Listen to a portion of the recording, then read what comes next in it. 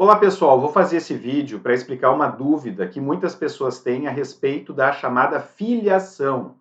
Afinal, quem é considerado pai, quem é considerado mãe dentro do direito brasileiro? Existem muitas questões super importantes a respeito dessa situação entre pais e filhos, e nesse vídeo rápido eu vou tentar mostrar alguns critérios que são super importantes para a gente responder essa indagação.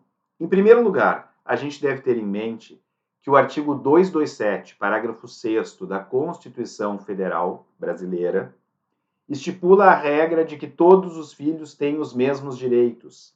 É a regra da igualdade da filiação. Por que a Constituição Federal, no artigo 227, parágrafo 6º, proibiu a discriminação quanto à origem dos filhos?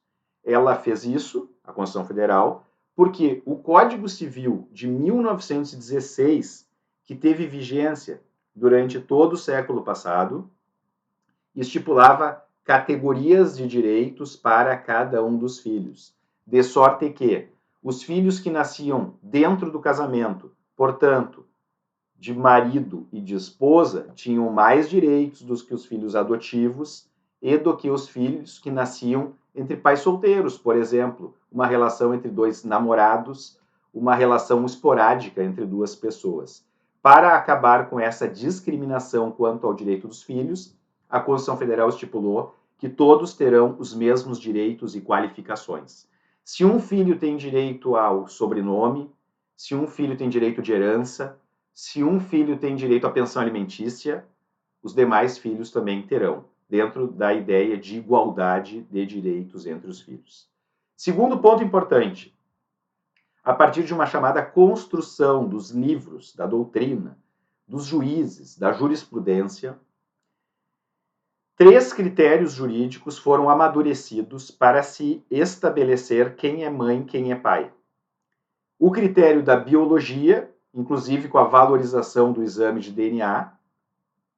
O sangue que corre nas veias de uma pessoa pode ser parecido com o sangue que corre nas veias da outra, daí o vínculo biológico.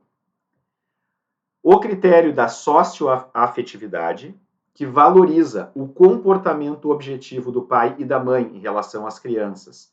O que a sociedade espera que o pai e que uma mãe faça em relação aos seus filhos. Levar no médico, cuidar da saúde, oferecer vacinas, cuidar da educação, matriculá-los em colégio, ajudar na elaboração das atividades escolares, levá-lo na aula de vôlei. Enfim, existem comportamentos socialmente típicos que a sociedade valoriza nessa relação pai e filho. Passear na praça, ir ao cinema, preparar o almoço, preparar a janta, enfim, é o lado social. E ao lado do lado social, o lado afetivo. Com o passar do tempo, a criança tem aquela pessoa ou como pai ou como mãe. Passa inclusive a chamá-lo, meu pai, minha mãe, meu filho. Esse é o lado que demonstra muito afeto entre as pessoas. E nem sempre o sangue corresponde nas veias. Por isso que ao lado do critério biológico existe o critério socioafetivo. E, em terceiro lugar, não menos importante, a gente tem que valorizar a documentação. Se na minha certidão de nascimento consta que minha mãe é Maria, que meu pai é João, eu sou filho de Maria e João para o direito. Se eu sou uma criança de 10 anos, eu não conseguirei sair do país, por exemplo, no aeroporto, com outra pessoa, salvo ser autorizado adequadamente por João e por Maria. Porque quem consta nos meus documentos, há uma presunção que seja meu pai, que seja minha mãe. Estávamos curiosos para saber qual seria a posição do Supremo Tribunal Federal a respeito dessas paternidades. E o Supremo Tribunal Federal, julgando o chamado tema 622, alguns anos atrás, estipulou o quê?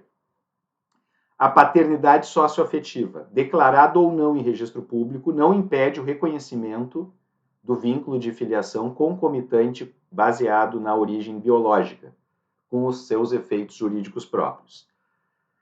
Os autores e os tribunais que aplicam essa tese 622 afirmam que não haveria uma hierarquia entre os critérios de estabelecimento de paternidade. Concluem também que as pessoas podem ter mais de um pai ou mais de uma mãe, dentro da chamada multiparentalidade. Desde que concluir pela multiparentalidade traga benefícios efetivos para a criança. Exemplo didático número 1. Tenho filhos, eu venho a falecer, minha esposa tem uma nova relação. Felizmente, o companheiro dela trata muito bem meus filhos. E 10 anos depois, meus filhos também passam a chamá-lo como pai. Talvez um magistrado conclua que, para a proteção dos meus filhos, seja interessante colocar na documentação deles também o nome do pai socioafetivo, que será o novo companheiro da minha esposa, nesse exemplo que eu inventei agora. Exemplo número 2. Eu me divorcio, tenho uma nova união. Meus filhos nutrem pela minha nova companheira intenso afeto, porque eu, no meu exemplo, sou um workaholic e eles acabam convivendo mais com ela do que propriamente comigo. Minha nova companheira, 10 anos depois, gostaria muito de ter nos seus documentos o registro de filiação. É possível, talvez, que o magistrado considere que seja bom para os meus filhos que ela também seja tida como mãe, por exemplo. Quarto ponto, algo que é muito delicado, é o chamado desfazimento da paternidade ou da maternidade. É algo muito sério, muito delicado. Regra geral, para que o juiz extinga, apague, desconstitua esse vínculo de paternidade e de maternidade, deverão estar presentes 2 requisitos, como vocês veem das decisões. Requisito número 1, prova cabal que eu fui induzido a erro. Minha esposa disse que os filhos eram meus, mas, na verdade, biologicamente foram frutos de uma relação adulterina. Fui enganado. Primeiro requisito. Segundo requisito, para a proteção das crianças, que não tenha surgido vínculo socioafetivo entre o Daniel e eles. Se eu, durante algum tempo, os tratei como meus filhos, e são meus filhos socioafetivos, esse registro não vai ser anulado. Eles sempre serão meus filhos, para a proteção das crianças e dos adolescentes. Pessoal, tentei trazer nesse vídeo rápido 4 informações importantes a respeito de filiação. Filhos todos têm os mesmos direitos. A biologia, a socioafetividade, a realidade documental nos ajuda a estipular quem é pai e quem é mãe. Trouxe a posição do Supremo Tribunal Federal de que não há hierarquia entre essas paternidades e que deve ser bastante difícil desfazê-los. Existem muitas exceções, como, por exemplo, na reprodução assistida, em que, por exemplo, eu e meu namorado Joaquim desejamos ter um filho. 2 mulheres desejam ter filhos e precisam de sêmen de um homem. Há vídeos específicos aqui no canal tratando das especificidades da reprodução assistida. Grande abraço, espero que tenha sido útil esse conteúdo trazido.